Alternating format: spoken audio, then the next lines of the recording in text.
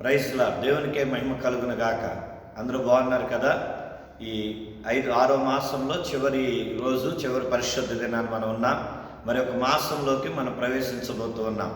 మరి దానికి ముందు ప్రతి ఆదివారం కొన్ని మాటలు మనం వినటానికి ప్రభు ఈ యొక్క యూట్యూబ్ ఛానల్ ద్వారా మనకెంతో గొప్ప కృప చూపిస్తూ ఉన్నారు. కనుక ఆ మాటలు వినటానికి ముందు ప్రార్థన చేసుకుందాం.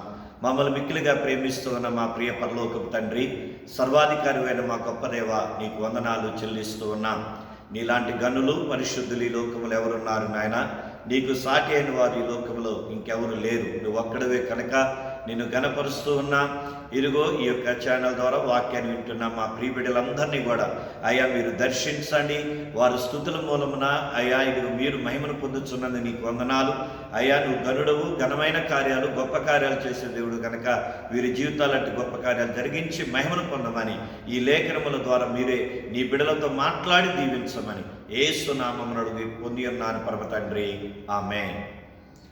ఈ సమయంలో దేవుని వాక్యాన్ని చూద్దాం. మరి 18వ కీర్తనలో మొదటిది రక్షించు దేవుడి గురించి చూసాం, ఆదుకునే దేవుడి గురించి చూసాం. అలాగే ఈ రోజున 18వ కీర్తన 19వ వచనాన్ని చదువుకున్నాం. విశాలమైన స్థలమునకు ఆయన నన్ను తోడుకొని వచ్చెను, నేను ఆయనకు ఇష్టడును గనక ఆయన నన్ను తప్పించెను. ఇక్కడ భక్తుడైన దావీదు మరొక విషయాన్ని జ్ఞాపకం చేస్తూ ఉన్నాడు. ఏమనంటే ఆయన నన్ను తోడుకొని వెళ్ళే దేవుడు అని చెబుతూ ఉన్నాడు. తోడయుండి తోడుకొని వెళ్ళే దేవుణ్ణి దావీదు మనకి పరిచయం చేస్తూ ఉన్నాడు. ఆయన రక్షించే దేవుడు అని పరిచయం చేశాడు. రెండవదిగా ఆయన ఆదుకునే దేవుడు అని పరిచయం చేశాడు. మరి ఆ మాటల్ని మనం గత వారాల్లో చూసాం. ఈ రోజున ఈ మాటను కూడా మనం చూద్దాం. ఆయన తోడై ఉండి తోడుకొని వెళ్ళే దేవుడు అని తెలియజేస్తున్నాడు. ఇందులోనే రెండో మాట ఉన్నది, ఆయన తప్పించే దేవుడై ఉన్నాడు అని. అంటే అపాయం నుండి తప్పించే దేవుడు, ఆపద నుండి ఆయన తప్పించే దేవుడు. మనల్ని ప్రతి పరిస్థితిలో కూడా మన జీవితంలో కలుగుతూ ఉన్న నష్టము నుండి ఆయన తప్పించే దేవుడు అని భక్తుడైన దావీదు మనకు తెలియజేస్తూ ఉన్నాడు. పరిశుద్ధమైన గ్రంథములో పరిశుద్ధ లేఖనాలను మనం జ్ఞాపకం చేసుకుంటుంటే మరి ఒక ముగ్గురు స్నేహితులు మనకు గుర్తొస్తా ఉన్నారు. ఆ ముగ్గురు స్నేహితులు మనకు తెలుసు. వారు దేవుణ్ణి గణపరుస్తున్నారు, వారు దేవుణ్ణి ఆరాధిస్తూ ఉన్నారు, వారు దేవునిని వెంబడిస్తూ ఉన్నారు, వారు దేవునికి విధేయత కలిగినటువంటి వారు, దేవుని ఎడల వారు భయభక్తులు కలిగి విశ్వాసం ఉంచినటువంటి ముగ్గురు స్నేహితులు. వారు ఎప్పుడు కూడా దేవుని గురించే, దేవునిని వెంబడించడంలోనే వారి జీవితాన్ని గడుపుతున్నారు. అలాంటి వారి యొక్క జీవితంలో ఒక రోజున ఒక సంఘటన, అదేమిటంటే ఇదిగో వారి మీద అధికారముగా ఉన్న రాజుగా ఉన్నటువంటి వ్యక్తి అతన్ని పూజించమంటే, ఆ దేవుని విడిచిపెట్టమంటే వారు నమ్మిన దేవుని విడిచిపెట్టకుండా ఈ లోక సంబంధమైన విగ్రహాన్ని పూజించకుండా వారు తీర్మానం చేసుకున్నారు. రాజు ఎంత చెప్పిన వినల. ఆ సమయంలో ఆ రాజు కోపం వచ్చేసింది.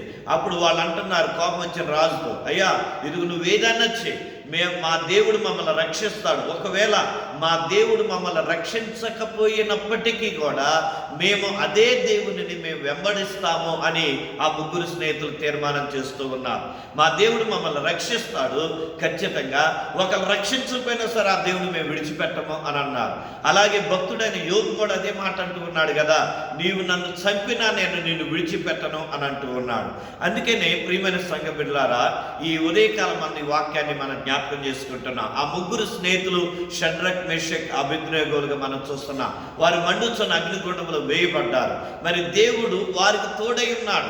అలాగే మరి యోబు ఆ యొక్క శ్రమను అనుభవించేటప్పుడు కూడా యోబును కూడా గమనిస్తున్నాడు. యోబు నోట నుండి వచ్చే ప్రతి మాట, వారి యొక్క స్నేహితుల నోట నుండి వచ్చే ప్రతి మాట ఆయన వింటూ ఉన్నాడు. విన్నాడు కాబట్టి ఇరుగు ఆయన ముగింపులో ఆ పుస్తకంలో ఇరుగో వీరెవరో, వీళ్ళు మాట్లాడే మాటలేంటని దేవుడు తన యొక్క కోపాన్ని చూపించాడట. అలాగే యోబు మాటలు బట్టి కూడా యోబును కూడా జ్ఞాపకం చేసుకున్నాడు దేవుడు. ఎందుకంటే మన దేవుడు తోడై ఉన్న దేవుడు, తోడై ఉండి మనల్ని ఎక్కడ తోడుకొని వెళ్ళాలో, ఏ ఆశీర్వాదంలోకి మనం తీసుకెళ్లాలో, ఏ స్థలంలోనికి మనం తీసుకెళ్లాలో, ఏ స్థానంలో మనం ఉంచాలో ఆయన తెలుసు కనుక ఆయన తోడై ఉండి నడిపించగలిగిన దేవుడు. అందుకనే ఆ షడ్రక్ మేషక్ అబేద్నెగోలకు కూడా ఆ మండుచున్న అగ్నిగుండములో 4వ వ్యక్తిగా దేవుడు ఉన్నాడు. ఉండి వారిని ఆ అగ్నిగుండములో నుండి తోడుకొని బయటకు తీసుకుని వచ్చాడు. అలాగే యోబుని కూడా ఆ మరణకరమైన పరిస్థితిలో, వ్యాధిలో ఆయన తోడుగా ఉండి ఆయన బయటకు తీసుకొచ్చాడు. అలాగే దావీదు అదే మాటని జ్ఞాపకం చేసుకున్నాడు. దావీదు యొక్క జీవితంలో కూడా అలాగే జరుగుతుంది. ఆయన శత్రువుల మధ్యలో ఉన్నప్పుడు, అలాగే రాజు చేతుల నుండి తప్పించుకొని పారిపోతూ ఉన్నప్పుడు, రాజు చంపాలనుకున్నప్పుడు, తన కుమారుడు దాడి చేసి తిరుగుబాటు చేసినప్పుడు, అప్పుడు కానీ ఏ పరిస్థితిలో ఉన్నా కూడా ఆ దేవుడు అతని తోడయుండి అతడు ఎక్కడికి వెళ్ళాలో, ఎక్కడికి వెళితే ఆయన క్షేమమో, ఎక్కడికి వెళ్తే ఆయన భద్రత ఉన్నదో అక్కడికి ఆయన తోడుకొని తీసుకుని వెళ్ళినట్లుగా దావీదు యొక్క జీవితాన్ని మనం గమనించవచ్చు. దావీదు ఎక్కడికి వెళ్ళినా అతని క్షేమమే ఉంది. ఇదిగో ఇక్కడ అపాయం ఉంది కనుక నువ్వు ఇక్కడ ఉండొద్దు, నువ్వు ఇక్కడ నుంచి వెళ్ళిపో అని ఇదిగో ప్రవక్తల ద్వారా, అలాగే తన యొక్క యాజకుల ద్వారా దేవుడు దావీదు తెలియజేసి, దర్శనముల ద్వారా తెలియజేసి దావీదు నడిపించినట్లుగా దావీదు యొక్క చరిత్ర మనం చదువుతున్నప్పుడు మనం అర్థం చేసుకోగలుగుతాం. కాబట్టి ప్రియమైన దేవుని బిడ్డలారా, ఈ యొక్క ఉదయకాల సమయంలో ఈ పరిశుద్ధ దినాన మనం నేర్చుకునే మాట ఏంటంటే, మన దేవుని మీద ఆధారపడితే దేవుడు ఎప్పటికీ కూడా మనం విడిచిపెట్టాడు.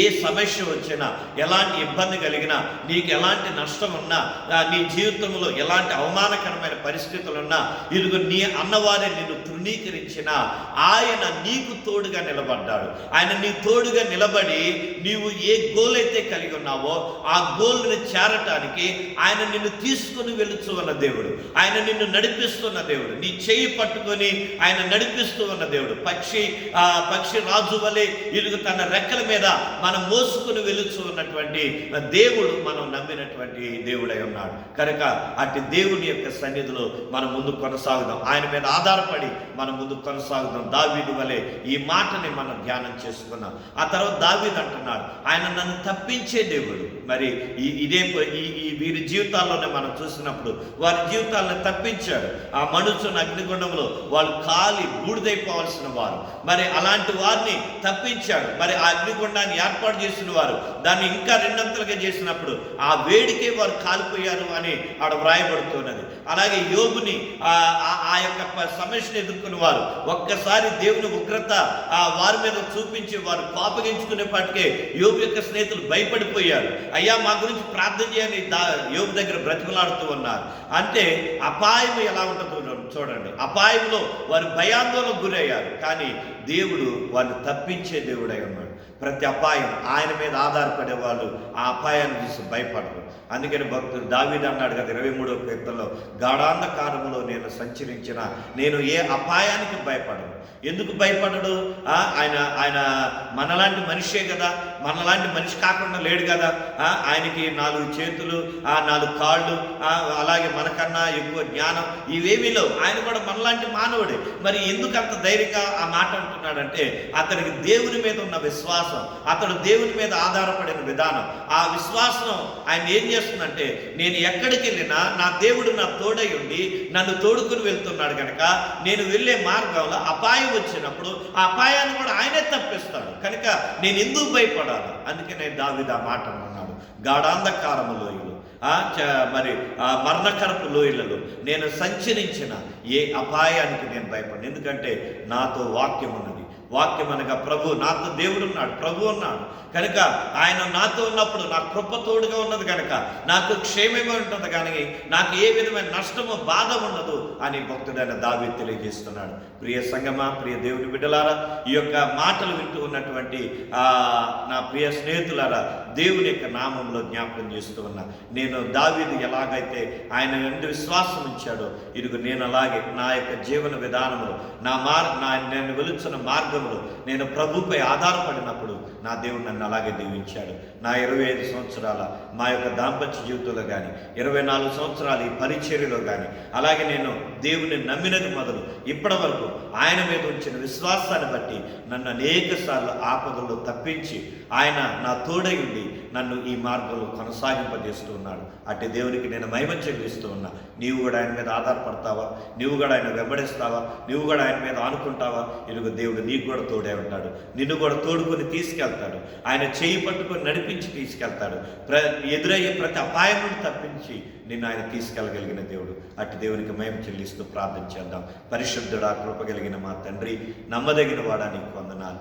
ఈ మాటలు వింటున్న మా ప్రియ బిడ్డలందరినీ దీవించండి అయ్యా. వారి కుటుంబాలు దీవించండి. వారికి ఉన్న సమస్యల నుండి తప్పించండి. వారికి ఉన్న ఆర్థిక సమస్యల నుండి తప్పించండి. అనారోగ్య సమస్యల నుండి తప్పించండి. మీరు కాపాడి రక్షించి మీరే మహిమను పొంది నెమ్మది, సంతోషము, సమాధానమును వారికి ఆయా సమృద్ధిగా అనుగ్రహించి ఘనత ప్రభావాలు పొందుకోమని యేసు నామములు ఈ ప్రార్థన అడిగి పొంది నామ తండ్రి, ఆమేన్. తండ్రి అయిన దేవుని ప్రేమ, రక్షకుడైన క్రీస్తు వారి కృప, పరిశుద్ధాత్మ నిత్య సన్నిధి సహవాసం ఇప్పుడు ఎల్లప్పుడు ఆయన రాకడ వరకు తోడయుండి దీవించునుగాక. ఆమేన్, ఆమేన్, ఆమేన్. May God bless you. దేవుడు మిమ్మల్ని దీవించు.